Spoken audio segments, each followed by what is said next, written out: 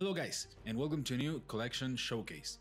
This time I'm gonna be showing you the King's Castle collection, which will be our March set of 2022. You can get a hold of these miniatures on Patreon, our My Mini Factory Tribes, or store after March 2nd. This is a very special collection as it includes a lot of characters from the final chapter of our story. This story has been told over several PDFs. They're all one-shot adventures that tie between each other. You can play them individually, but you can also run them in order. And if you ask me, it's a pretty great story. And this is the final chapter of this arc.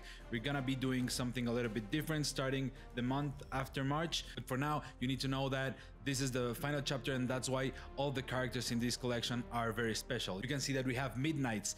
If you've been following along with previous showcases or our story, you know what Blue Capes are. Well, Midnights are higher up in the hierarchy than Blue Capes, and they are the royal guard. They're the best soldiers in the city, and they make sure that nothing happens to the king. They are his personal guard, and they have these big powerful armors and weapons. We also have ranged Blue Capes, which is something that you guys have been asking for. Now we can say that Blue Capes are complete. We also have a master, which is very mysterious. He's a big part of the adventure. He has an important role. So if you're playing the adventure, make sure you print him, you paint him up, and you're gonna have tons of fun with these miniatures on this final chapter of the story. We also have the Royal Phoenix, which is the king's personal pet, along with other things, but this one is his main pet. It also takes part in the story.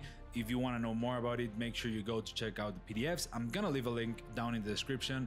And remember that if you become a patron, you get access to all of these PDFs from the current arc, which is the first one. Once we go to the second one, you will no longer be able to get them on Patreon. But if you want more information on that, just make sure to go to the links down below.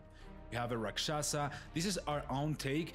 It has some differences from the original one or just other Rakshasas in general. We wanted to do something that looks really cool and that fits into our story and the world that we're building. So this is what we've come up with, and I'm super happy with how this miniature looks. It's just such a cool one. I love the armor on him, and the pose is very dynamic. I don't know, if you ask me, it's very cool. I can't wait to see this one painted. Next one, we have a big construct. It's not an easy encounter, so I think this is a miniature that's gonna see a lot of playtime, a lot of tabletop time, and I'm excited to see this one painted up as well.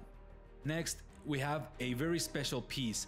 It's King Velen on his throne, surrounded by people and guards, just probably people from the city of Thamaria. This is a very important piece that players will be freaking out about. I'm very happy with this piece. I know it's more of a display piece than anything else, but it's, I mean, it's very cool if you want to practice your painting skills, if you want to use it to remember things from this adventure, or just use it for play, which you can in this adventure. I mean, this is a spectacular model. It looks amazing. It all prints really well in several parts. It all fits smaller resin printers, so you don't have to worry about that. The quality on the prints is gonna be awesome because you have all the characters separate, and the throne itself, it's split into pieces with pegs, so it's also very easy to assemble, so no worries on that regard. But in general, I think it's a very nice piece, very visual. Next, we have a white dragon. This is the official pet of the king, and it's also a very cool display piece. I mean, who doesn't love dragons? Personally, I think I'm gonna be painting this one up as it's a sculpt that is very detailed. It looks very cool, and I think it'll look awesome in the tabletop and in my bookshelf afterwards. I don't want to miss out on the opportunity of painting something as cool as this dragon.